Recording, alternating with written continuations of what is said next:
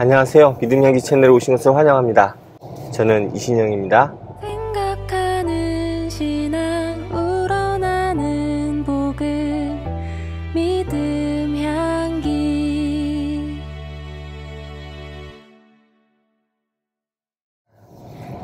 오늘 또 주일 오후인데 날씨가 장난 아니게 춥네요. 10월달에 이렇게 추운 날씨를 오랜만에 겪어보는 것 같네요. 오늘 또 제가 청년부 예배 하는 날입니다. 청년부 예배 가려고 나왔고요. 가는 길에 잠깐 이렇게 영상 틀었어요. 자, 오늘은 성경 읽기 한번 얘기를 해볼까 합니다. 여러분은 성경을 어떻게 읽으시나요? 성경을 읽는 방법이 여러 가지가 있는데 보통 한국 교회에서는 큐티 같은 거 많이 하죠. 그리고 성경 통독 같은 것도 많이 하고, 저도 예년에는 1년에 성경 통독 한 번 하는 것 정도를 목표로 삼아서 열심히 책 읽고 그랬습니다. 네. 올해는 안타깝게 그렇게 못할 것 같고요. 올해는 이래저래 일이 많이 있어서 성경 통독은 좀 어렵지 않나 싶어요. 연초에는 가톨릭 성경으로 외경까지 한번 쭉 읽는 걸 목표로 삼았었는데 이래저래 개인적인 일들도 많고 그래서 그 일을 하지 못했고요.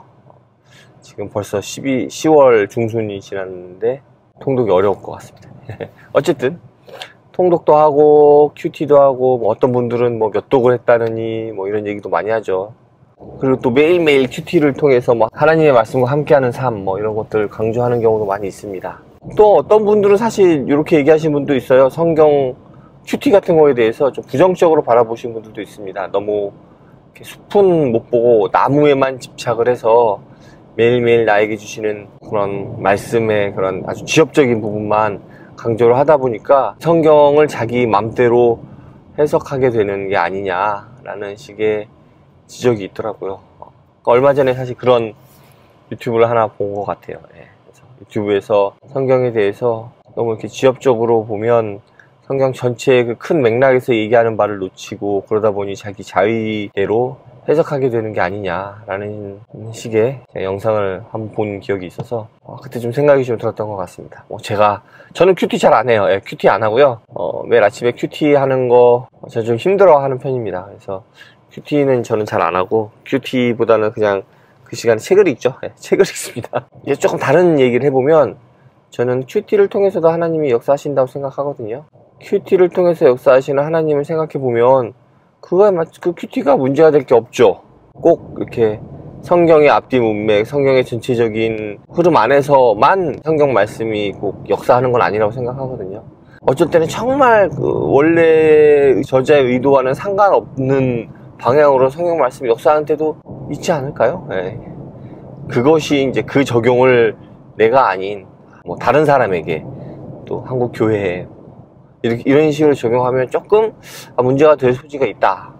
그런 거에 대해서는 좀 공감하지만 또 너무 성경은 반드시 이렇게 읽어야 돼 라고만 하기에는 개인의 삶 속에서는 꼭 그렇게 통전적으로 읽어야 하나, 전체적인 맥락 안에서 읽어야 되나, 또 그 시대 사람들의 입장에서 읽어야 하나 좀 의문이에요.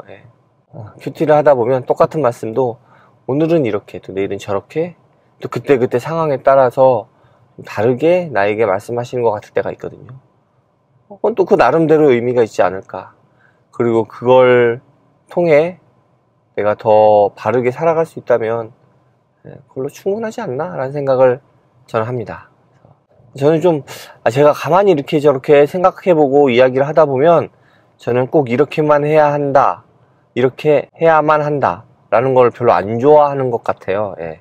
제 성향 가만히 생각해 보니까 하나만 옳다라는 걸 좀 별로 좋아하지 않고 좀 이럴 수도 있고 저럴 수도 있고 이런 걸 좋아하는 것 같다는 생각을 좀 합니다.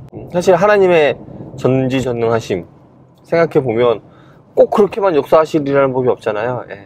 어떻게 역사하실지 우리가 제한할 필요는 없는 것 같아요.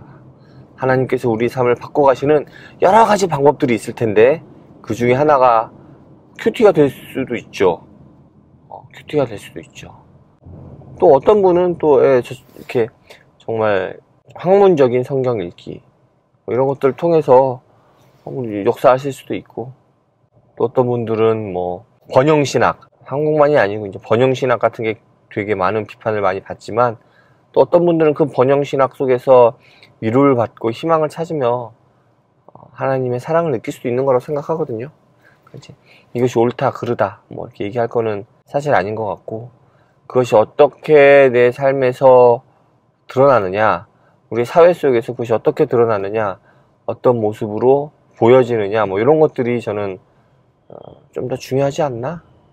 번영신학이라고 기복적이야, 너무 기복신앙이야 뭐 이런 식으로 마냥 비판만 할 게 아니라 그걸 통해서 또 역사하신 하나님도 좀 생각해 볼 수 있지 않을까 생각합니다. 근데 또 이렇게 얘기하면 또 이런 얘기 하시는 분들이 있거든요.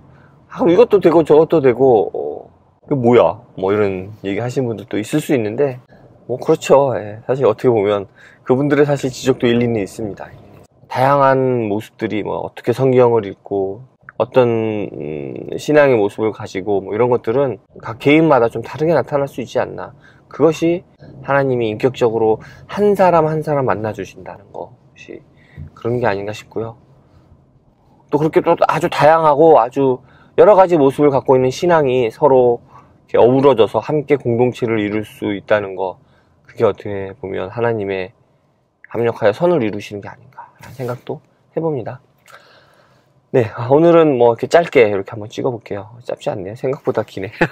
성경 읽기로 시작해서 이런저런 이야기들을 좀 횡설수설 해봤는데, 편하게 이야기하려고 찍는 브이로그니까 그냥 그러려니 오늘도 주저리 떠드는구나 생각해 주시고, 이렇게 주저리 떠드는 거에 대해서 또 여러분들도 이건 이렇지 않나 저건 저렇지 않나 라고 의견 있으시면 의견 주시면 제가 또 보고 또 고민해보고 또 서로 그러면서 서로 성장해 가는 게 아닌가 생각합니다. 그렇게 함께 성장해 갔으면 좋겠네요. 감사합니다. 네, 다음에 또 오세요. 안녕.